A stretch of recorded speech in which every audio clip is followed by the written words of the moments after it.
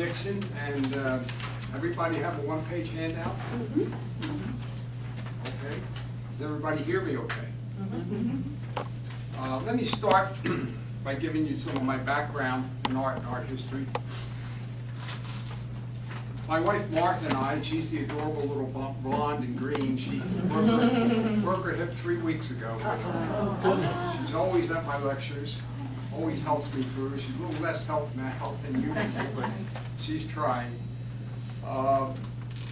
We used our vacation times to travel to the great museums in the U.S. and Europe, and then the cathedrals in Europe, particularly in Italy, to view Renaissance and Baroque art, which are 2 of the 15 lectures I do. One of them you'll see tonight. Actually, I have 2 on Picasso.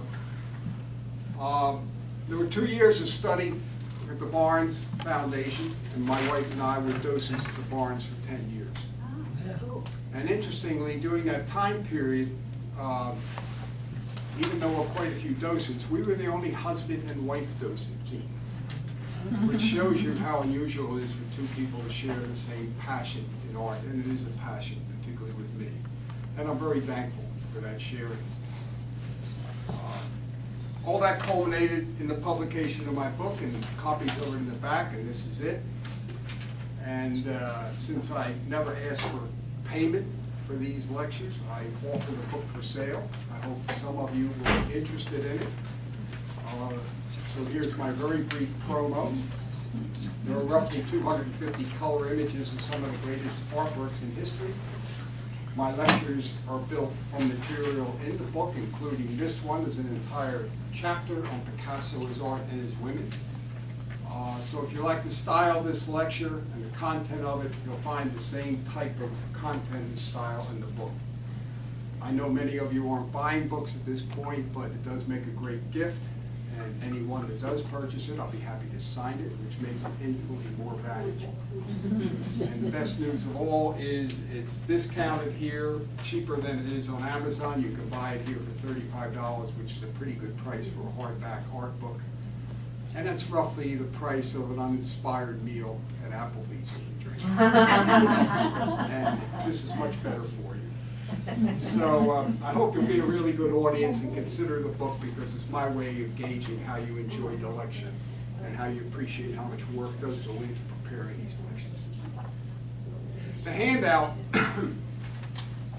summarizes my presentation and the women involved.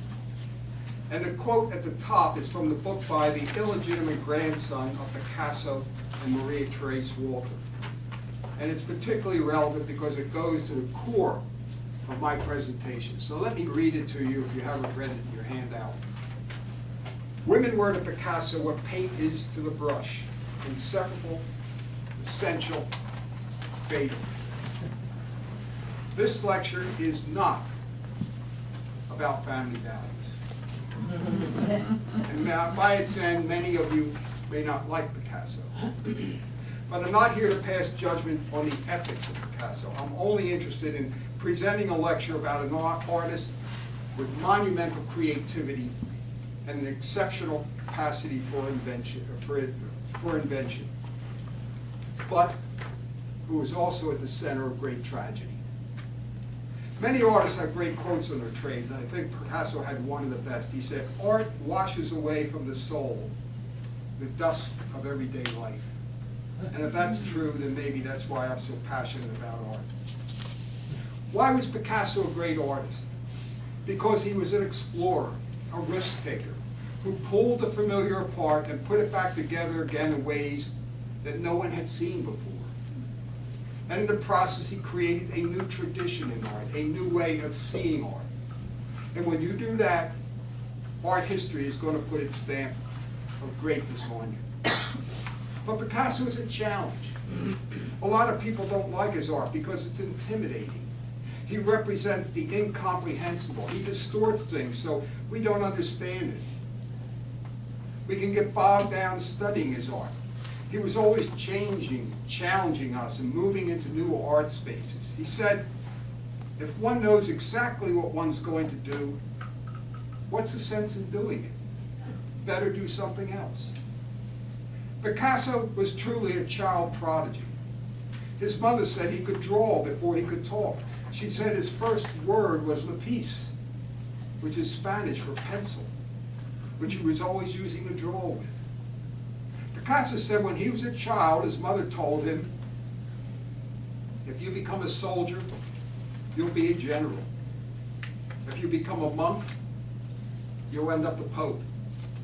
Instead, he said, I became a painter and wound up Picasso.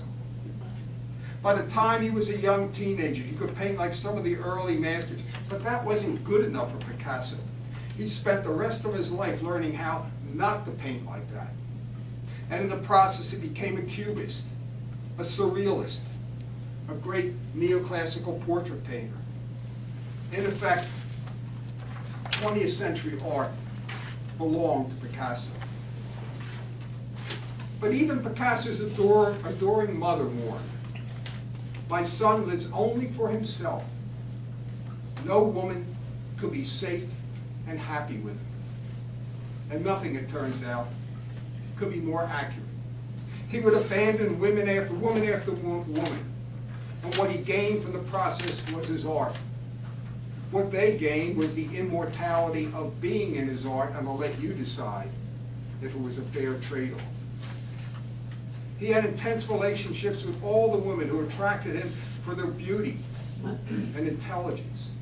But basically, he was incapable of love.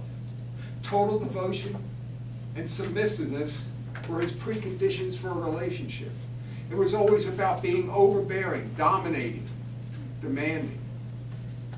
Perhaps one should not be surprised by his behavior, given his definition of a Spaniard's perfect Sunday.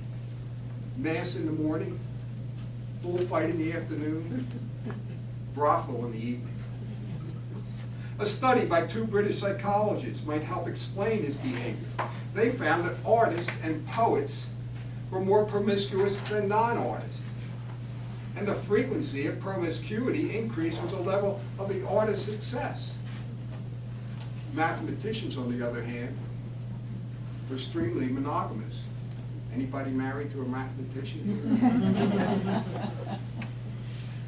With all his women, it's a wonder he had time to paint. But it didn't work that way for Picasso. He needed them to inspire him. Picasso had difficulty functioning without a woman around.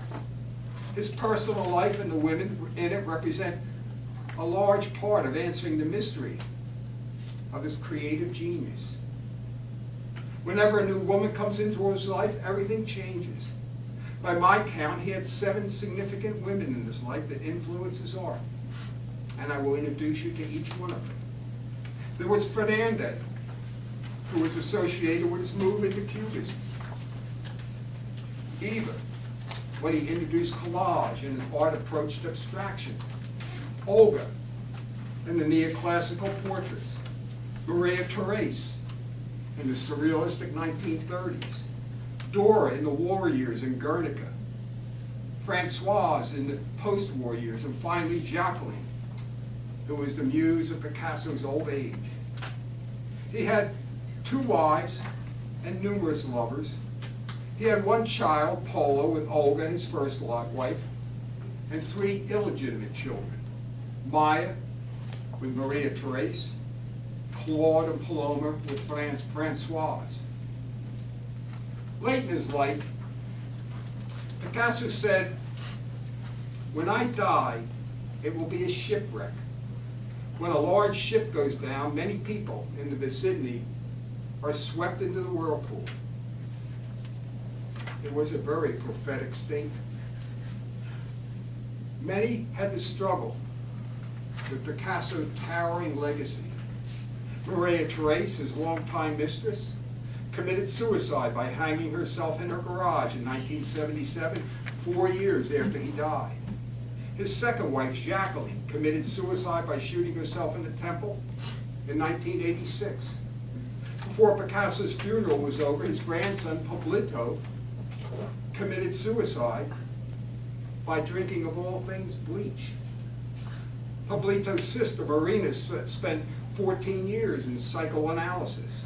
2 years after Pablito's death, the boy's father and Picasso's only legitimate child, Polo, died of liver cancer from excessive drinking.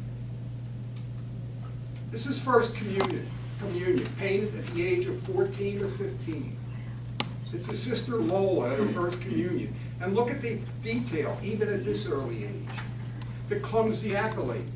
Looks like he's about ready to upset the flowers. The rose petals on the altar steps.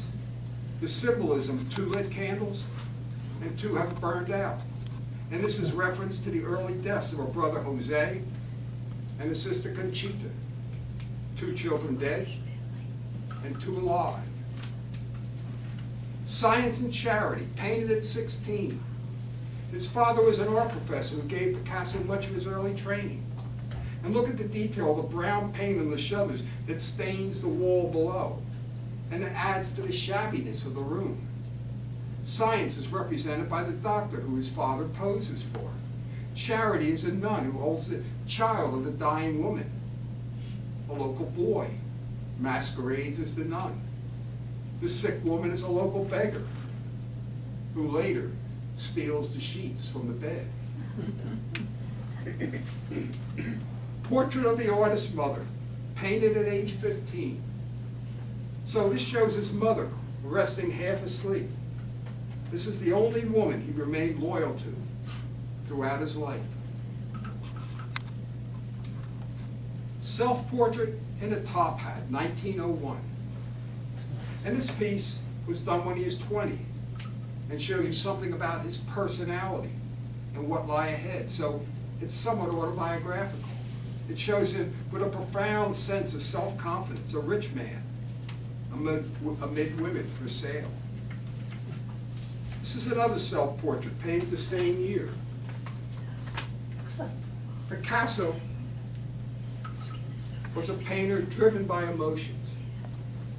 He said, anyone can paint things the way they are. I paint them the way I feel.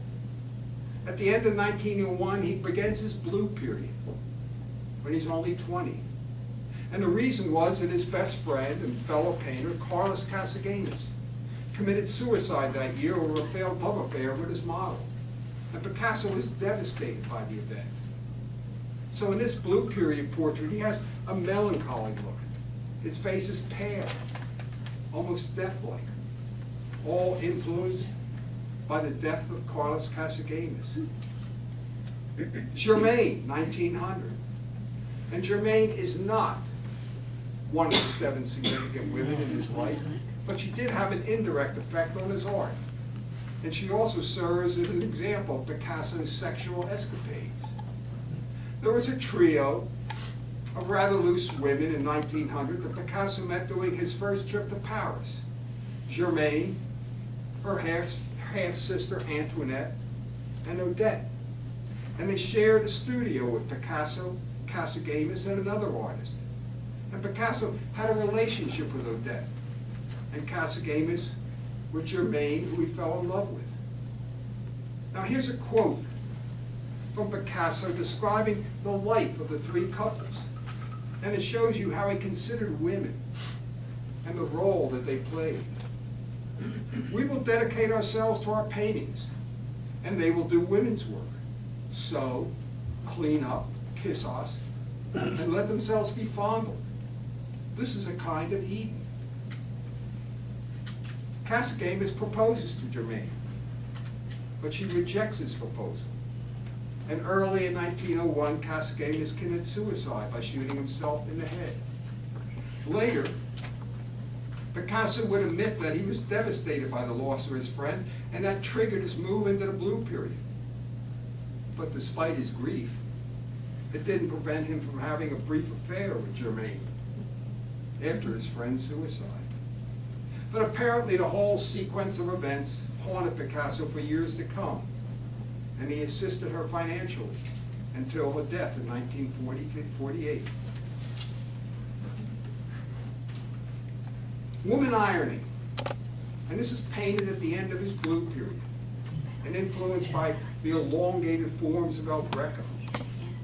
When he chose to, the artist could depict the plight of the underclass with greater poignancy than anyone else. He was surrounded by them when he lived in poverty in his early years in Paris. Picasso rarely paints just the facts, so he makes this woman sort of a metaphor for the misfortunes of the working poor. This is a photo of Picasso and Fernande Olivier in 1906 in Montmartre. So here we start the parade of the females in his life. Fernande had a huge influence on his life.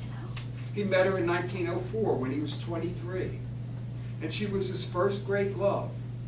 Fernande moves into his quarters in Montmartre, so now a happier Picasso exits his blue period, enters his rose period. Again, an artist dominated by his emotions. And to give you an idea of Picasso's lifestyle in those early years, here is what Fernande wrote in her memoirs about the studio they lived in. Large unfinished pictures stood in the studio where everything spoke of work. But what untidiness to work in. My God, a mattress on 4 legs in one corner. A small cast iron stove with a yellow earthenware basin on it that served as a washbowl, a towel, a piece of soap, lay beside it on a pine table. Another corner, a trunk painted black, provided rather uncomfortable seating. A wicker chair, an easel, pictures of all sizes, tubes of paint scattered all over the floor, brushes, containers, no curtains. And in the table drawer, there was a tame white mouse that Picasso looked after tenderly and showed to everyone. At the Lapin Agile, 1905. So when Picasso exits his blue period after meeting Fernande the previous year, his paintings become more joyful. They are colorful, and he often paints clowns. So in this piece, the cool blues have been replaced by orange, and Picasso appears here as a harlequin, and he sits next to Germaine. Although they appear ready for a night on the town, their faces look somewhat grim, and they don't even look at each other. Perhaps they're still haunted by the mutual ghost of Carlos Casagemas. Now, Lapin Agile was a Montmartre cabaret that was a favorite watering hole for struggling artists like Picasso and Modigliani. The painting certainly has come a long way in value. Originally, it was executed to embellish the wall of the dark, dingy tavern. It was done in exchange for credit at the bar for Picasso. Eventually, it was purchased by Walter Annenberg in 1989 for $40.7 million. Joseph Fontevilla. Most important about Fernande is her association with his move into Cubism. In the summer of '06, Picasso and Fernande spent time in the small town of Gossel in the Spanish Pyrenees. That's in the Basque region in northern Spain near the French border. And they were isolated in the mountains, and Picasso wanted to return to his stark, more primitive life and escape modernity. And this starts his Iberian period. While at Gossel, Picasso became fascinated with the figure of a 90-year-old Iberian man, Joseph Fontanella, whom he befriended. And he makes numerous sketches and this painting of him. Eventually, he reduces his face to these types of mask-like features. And Fernande described him as a fearsome old man of strange and savage beauty. Portrait of Gertrude Stein, 1906. The Americans, Gertrude Stein and her brother Leo, were big early supporters of Picasso.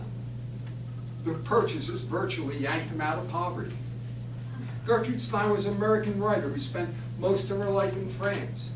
She cultivated relationships with up-and-coming writers and artists, avant-garde artists like Matisse and Picasso, and writers like Hemingway. Gertrude persuaded Picasso to do a portrait.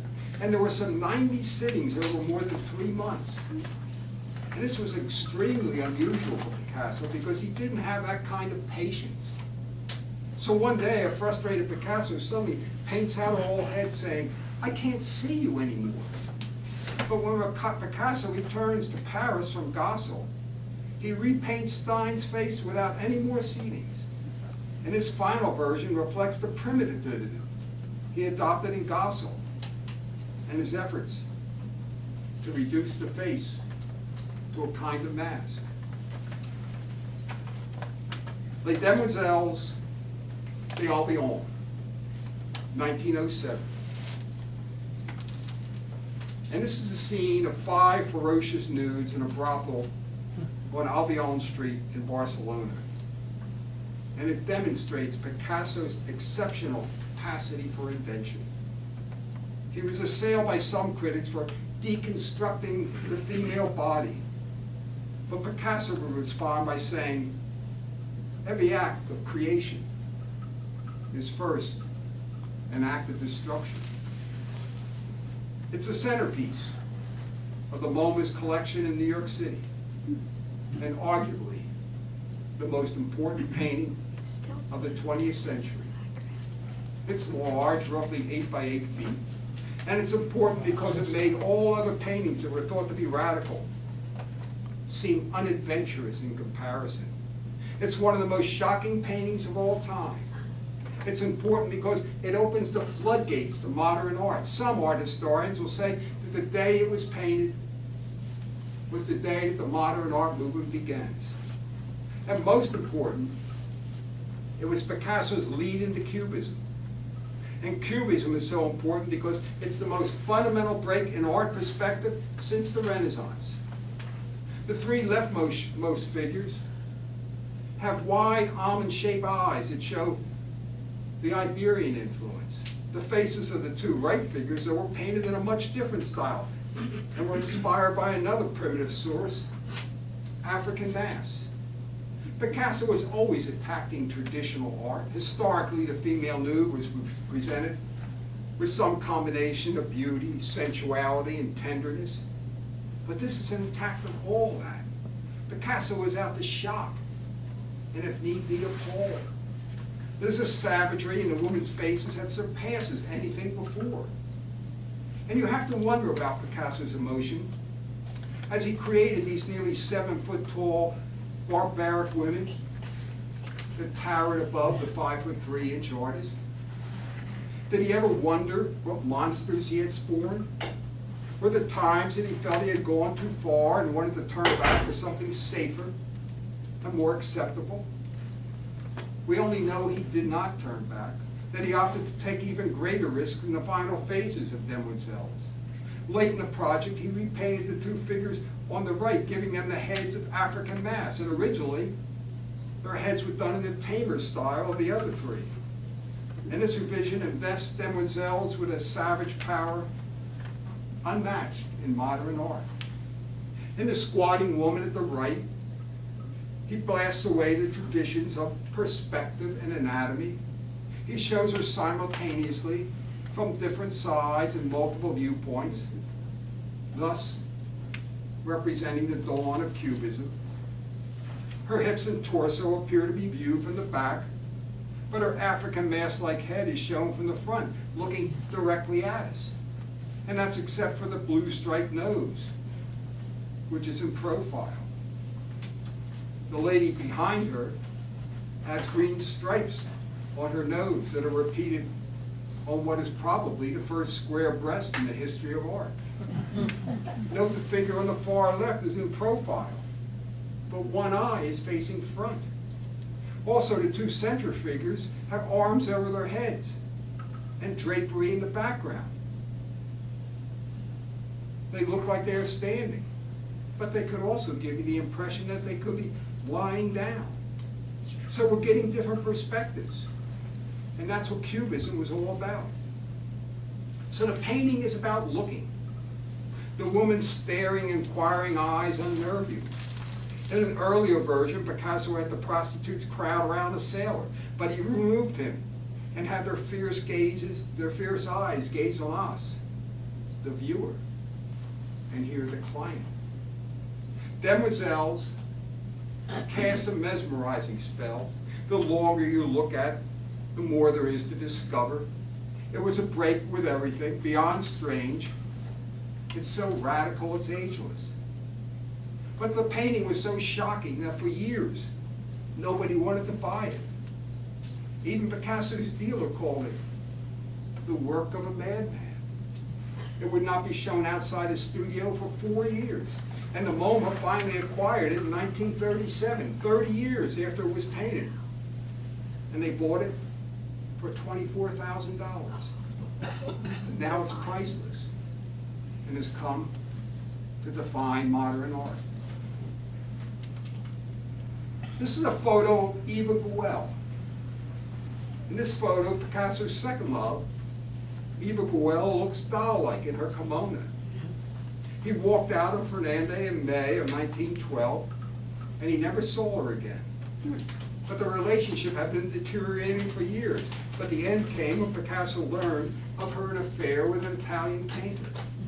He set up with Eva, who was Fernandez's friend, the same month. And 45 years later, he would finally give a penniless Fernandez a substantial amount of money, but only on the understanding she would not publish her account of their 8 years together. This is Mal Jolie at the moment, 1912. And this is the nearly indecipherable image of Eva playing a stringed instrument. Although it's really very difficult to make out. Maybe you can see the strings at the center and the fingers below them, and near the top is the faint image of a face. Mal Jolie means my pretty one. And it was the title of a popular song at the time. Picasso proclaimed that he loved Eva so much that he would write it on his paintings. And it shows how he incorporates his private life into painting. He said, my painting is my diary. Works like this brought Picasso to the brink of abstraction. But he never got there because he favored paintings that represent something like a figure or a still life. But when you see a painting like this, you realize that Cubism was influential in the development of abstract art. It is said that the great abstract expressionist Jackson Pollock bought a book on Picasso and later threw it against the wall in a fit of rage, screaming, "That guy thought of everything." Portrait of a Girl. And this painting is a celebration of Eva. It was a happy period for him, and his paintings become more colorful. Perhaps most important, he begins to incorporate materials into his paintings. So here Picasso, along with George Braque, is inventing collage, another one of his contributions. And all this coincides with his abandonment of Fernandez. Now Cubism becomes joyous and radiant, just like Picasso over his new love. Artist and his model, 1914. In the summer of that year, he starts on this piece, with the central figure being Eva Guel. And this represents his first real departure from his 7-year adventure with Cubism, and is thrust into neoclassical portraiture that would dominate his art for the next decade. But when Eva died in December of 1915 of cancer or perhaps tuberculosis, the canvas was still unfinished, and Picasso left it that way for the rest of his life. Olga in an Armchair, 1917. And at this point of his life, Picasso was not interested in another affair. He was 36, and he wanted a wife. As head of a Spanish family, he was under pressure to live up to his position and produce a son and an heir. So enter Olga Koklamova, a Russian ballerina who he met that year. And this piece is considered Picasso's greatest painting of his future wife. It's also controversial because his supporters accused him of abandoning Cubism But it shows what an accomplished neoclassical portrait painter he could have been. He didn't have to distort. Woman in a Spanish costume, 1917. Olga was a proper woman. She wanted to be able to recognize herself in his paintings. So initially he painted her with all the respect that she demanded.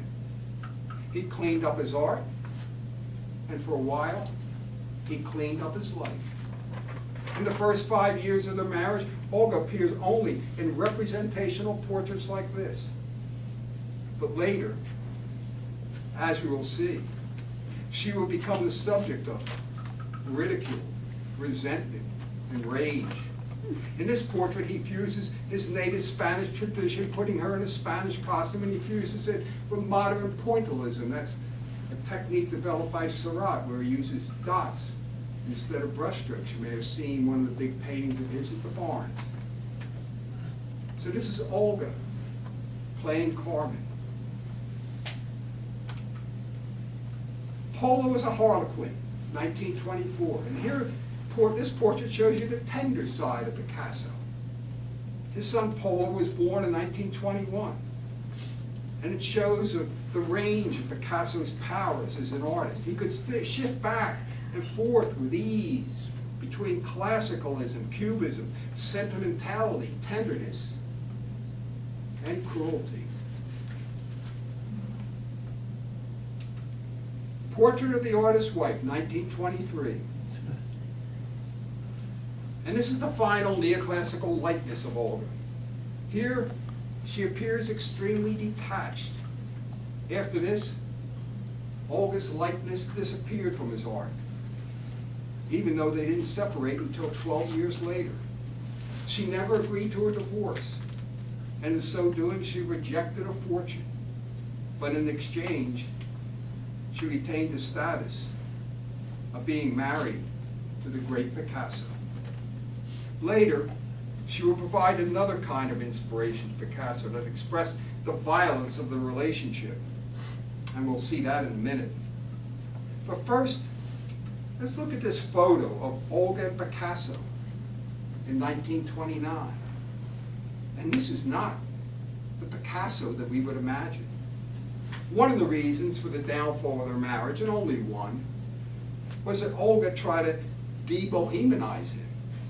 For a while, he abandoned his bohemian life and tried to be comfortable with the drawing rooms of Paris to please Olga, and this is called his Duchess period.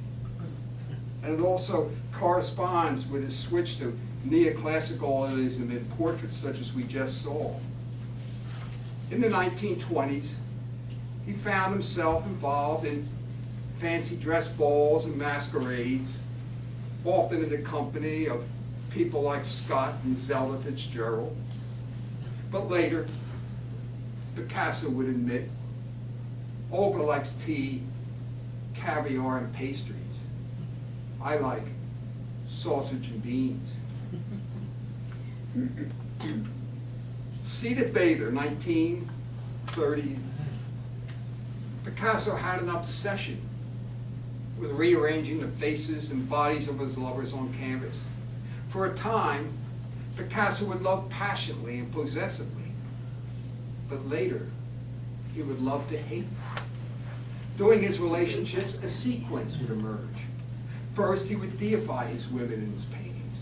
Later, as the relationship inevitably deteriorated, he would debase them. He said there were two types of women, goddesses and doormats. Unfortunately, you entered Picasso's life as a goddess, but exited as a doormat. By the late 1920s, a new woman had entered his life, Maria Therese Walter, although he was still living with Olga. A decade earlier, Picasso had treated Olga like a goddess in his art, but now he was debasing her. This is 1930 painting evokes the violent psychological theme shown in the works of the Surrealists. Picasso admitted that Seated Bather was inspired by Olga. She's depicted as a threatening, repellent figure with an impenetrable tortoise-like back and a steel trap mouth. She recalls a praying madness that devours its mate during sex. Now contrast this painting with a new love of his life, Maria Therese Walter, that we'll see in a moment. But first, let's just look briefly at this photo of Maria Therese.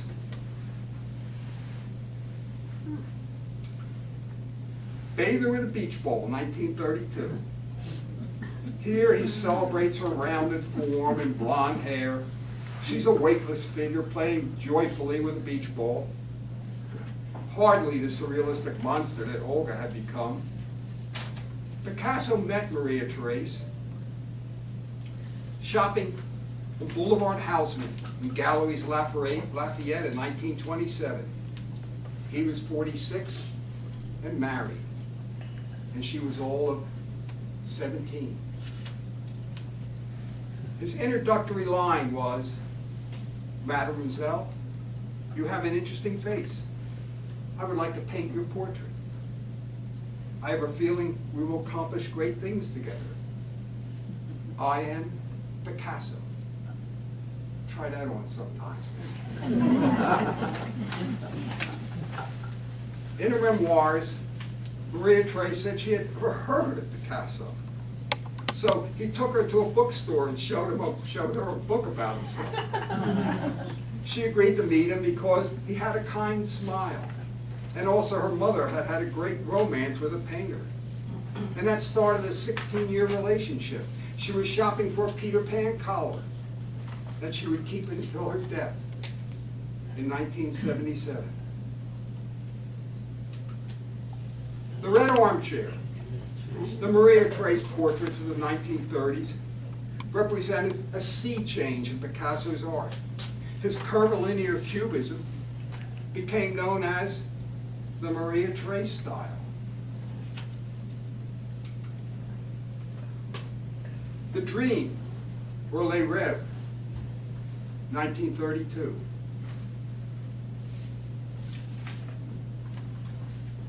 This portrait was owned at one time by Steve Wynn and was the initial working name for his $2.7 billion casino in Las Vegas, Bellagio. The painting got a lot of notoriety a number of years ago. Steve Wynn agreed to sell it to his friend and hedge fund mogul, Stephen Cohen, for a record $139 million. Now, Steve Wynn suffers from a disease called retinitis pigmentosa, which affects his peripheral vision. And he was showing it to friends before the sale, a private viewing in the casino. People like Barbara Walters are there and so forth. And in his enthusiasm, he backed up and he moved his elbows back and he punched a hole in the canvas in the left forearm of her with his elbow. The deal was canceled. And this is one of the most coloristically lush of all Picasso's works. There's a range of rainbow colors that reflects Picasso's joy over his new relationship. And there's a smile on her red lips. Her heart face is split in two by a phallus. She's dreaming about her terrific older lover, and that makes her smile. So the painting is really about love, or perhaps more accurately, lust. It's considered to be one of the most erotic paintings of the 20th century. So over and over again, particularly with Maria Therese, and later with Dora Maar, Picasso would use color, line, and distortion to convey his emotional state. Maria Therese Seated, 1937. By that year, Picasso had met the fifth major influence on his art, Dora Maar.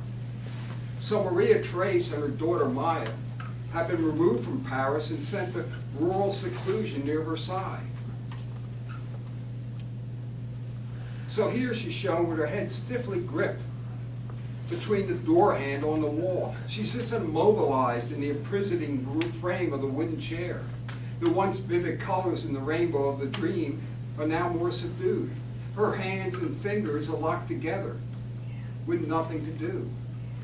So Maria Therese is a lonely woman, She gets the feeling, you get the feeling, that she's walled up in the country forever.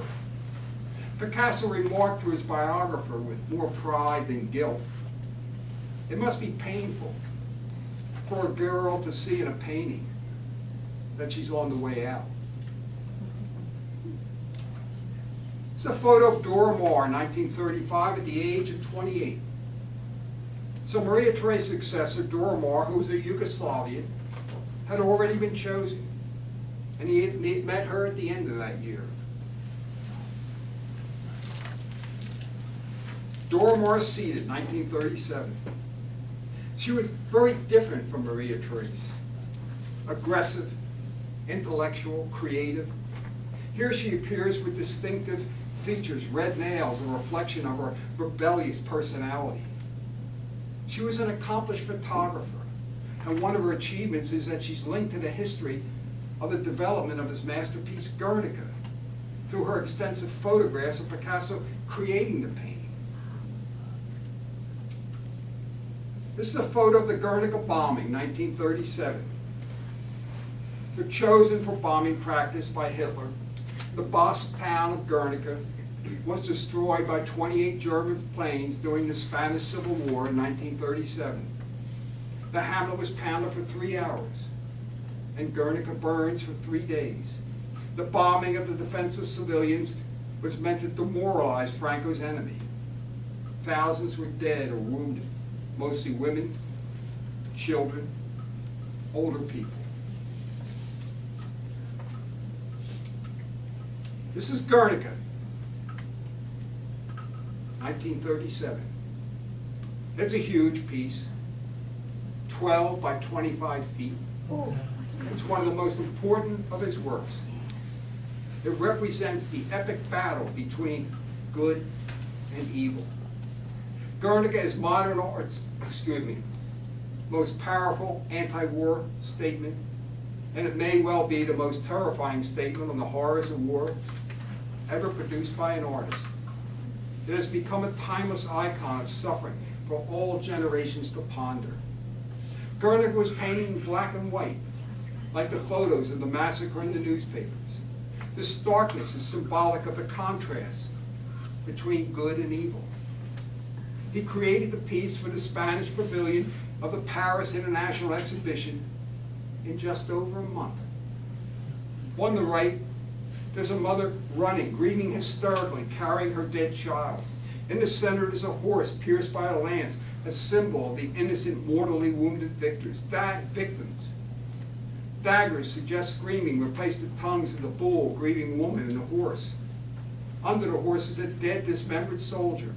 His hand on his severed arm still grasps a shattered sword, from which a flower of hopeful renewal grows. On his open palm is a stigma, a symbol of martyrdom. On the right are 3 women. One falls screaming from the burning house. Her clothes aflame. The second horror-struck woman thrusts forth a lamp into the gloom to survey the carnage. It illuminates the calamity, but it's positioned close to the bulb and is a symbol of hope, clashing with the bulb. A third woman runs in mindless flight, staring blankly at the all-seeing light bulb in the shape of an eye. It also serves as the blazing sun. It's not clear where or who the threat comes from, but the very anonymity of the menace makes the painting a more telling protest against all violence.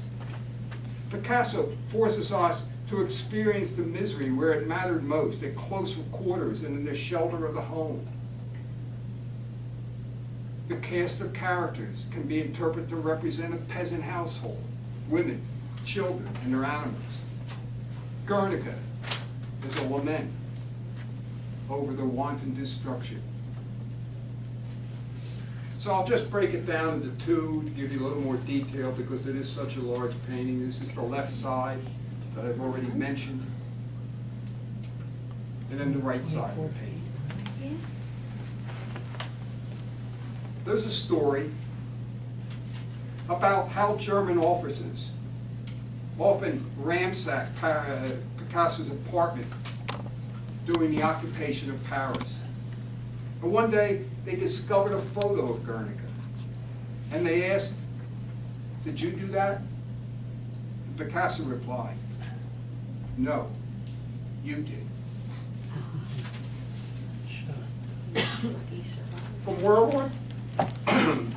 War II to 1981, Guernica is housed in the MoMA in New York because Picasso refused to allow it to travel to Spain until the country enjoys, in his words, public liberties and democratic institutions.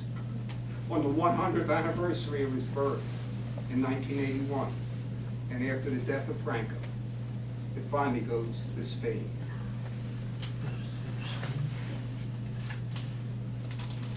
Weeping Woman 1, 1937. But the Guernica painting did not represent a single and artistic event in Picasso's life. It was preceded and followed by numerous ferocious images of grief. And this one is one of the 15 prints from a preparatory etching that he did for the massive mural. He needed to work and rework the images, perhaps in an effort to exorcise the demons of the war, as well as the tempestuous relationship he had with Dora Maar, who served as its model. It's a howling depiction of grief and pain. Printmaking extended throughout his long career, and it again demonstrates the range of Picasso's revolutionary genius. This is the single best-known print of his, and in 2014 it set a record for a print in the 20th century, selling at more than $5.2 million at Sotheby's in London. Dora Maar's distinctive mane of slick back hair and claw-like fingernails frame a face that's convulsed with suffering. Compare this with that strong and seductive portrait of her that I showed you earlier. Weeping Woman, 1937. Picasso painted and drew dozens of weeping woman images. They represent an extension of the tortured figures in Guernica. It's as if the mourning continued without end. Even today, 80 years later, the weeping woman portraits are unequal in their expression of grief and anguish. And this has become the universal face of pain over the effects of war. You are drawn to the center of the face where the flesh seems to be paling away from the corrosive action of the tears. The handkerchief she stuffs into her mouth looks like a piece of glass. The eyes are black openings. They seem to pop out of their sockets. It is a symbol of deep pain. They stare in disbelief at the horrors that they have witnessed. The model for this piece was Dora Maar. She was Picasso's impassioned accomplice because of her outrage over fascism. Dora willingly allowed her features to be so brutally distorted because she's so deeply committed to conveying such powerful messages condemning the war. Thus she allowed Picasso to turn her beauty into such harsh ugliness. In Guernica and here, rather than paint the war, Picasso chose to paint the cry, thus depicting the universal image of suffering. In the weeping woman paintings, you can almost feel the suffering, agony, and despair in the crying faces. Human grief had never before, or perhaps since, been depicted in such a stark manner. The Yellow Sweater, 1939. So here, instead of the fine hands and lacquered nails we saw in the 1937 portrait, two paws emerge. Dora has been banished to the animal kingdom. This reflects her personality. She's a determined, not a tender person. Her face shows beauty and anguish. This sweater is like a protective coat of armor. Picasso said, quoting, "For years I painted her in tortured forms, not through sadism, not with pleasure, just obeying the vision that forced itself on me." This is a photo of Francoise Gillot. Picasso met his sixth love, Francoise Gillot, in 1943, when he was 62, and she was a 22-year-old emerging painter. In this photo, he playfully shields her from the sun on the beach. Now, ladies, be honest with me. How can you not love a guy like this?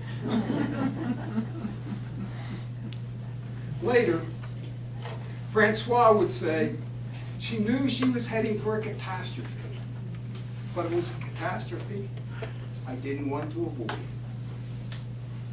So in this painting of her, he stylizes her long, flowing hair. Woman Flower, 1946. Because of her youth and energy, Picasso said, "I don't see you seated. You are not at all the passive type. I see you standing." And in this portrait, he sees her as a flowering reed. And this becomes his signature portrait of Francoise. He told her, "You are like a growing plant. I've never felt compelled to paint anyone else this way." Francois, Claude, and Paloma, 1954. Picasso had two children with her, Claude in 47 and Paloma in 49. And with her birth, Picasso's portraits become increasingly devoted to his children with Francoise. And it's another demonstration of his more compassionate side and the variations in his temperament. Fewer works show his family relationship so beautifully and lovingly than this one. It's an example of what could have been. Baboon and Young, 1951. And this sculpture is another example of Picasso's creative genius. Anything he touched could be turned into a work of art. The baboon's face is formed from two toy cars, one upright and the other turned upside down, that Picasso had borrowed from his 4-year-old son, Claude.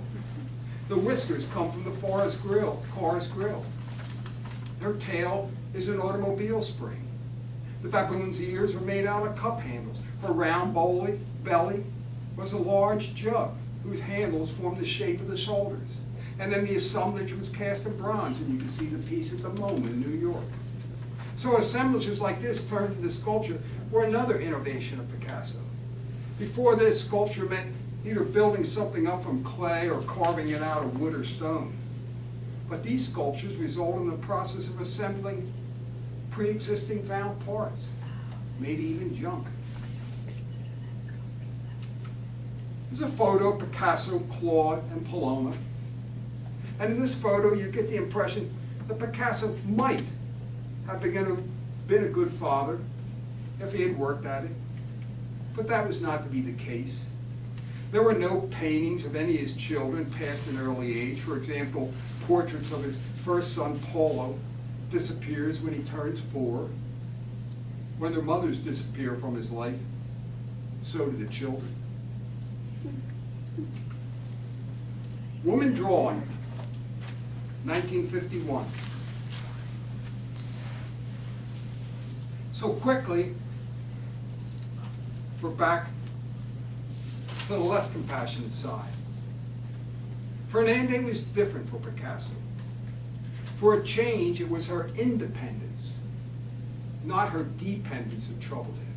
And by 1950, they were drifting apart, and the relationship ended in 1953. She was only 28 when they separated. By then, her features began to take on those that had previously been used to depict her predecessor, Dora. In this portrait, she seems to become almost sickly, and Picasso has aged her substantially. And this is when Francoise was only 26, 2 years before the relationship ended.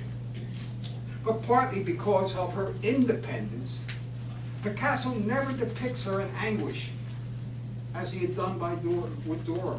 She remains impassive and independent to the end in her portraits. Perhaps that was because she was the only woman who actually chose to leave Picasso. When she told Picasso she was considering leaving him, he laughed and said, "Nobody leaves a man like me." He was horrified that Francois was too far gone to care when he was attracted to other women. He told her, "If you knew how Maria Therese suffered when I began making portraits of Dora Maar, but you're a monster of indifference." But all along, Francois was different. She was a strong-willed, self-confident woman who, despite her fascination with Picasso's personality, could never surrender her free will. She was the only woman to shake off his shadow and create an independent life for herself as a successful artist. Later, she would marry Jonas Salk, a polio vaccine fan. Francois is in her 90s, and as far as I know, she still paints, shows her work, and lives in New York City. This is a photo of Jacqueline Rock. Picasso met his seventh and final female influence, Jacqueline Rock, in 1954, when she was 28. Jacqueline with flowers. And this is called his tender period. He creates more works of art based on Jacqueline than any of his other loves, painting 160 portraits in a single year. And this is his first painting of her. And the most important stylistic influence here, of course, is Matisse, particularly the decorative pattern of her dress and the flowers behind her.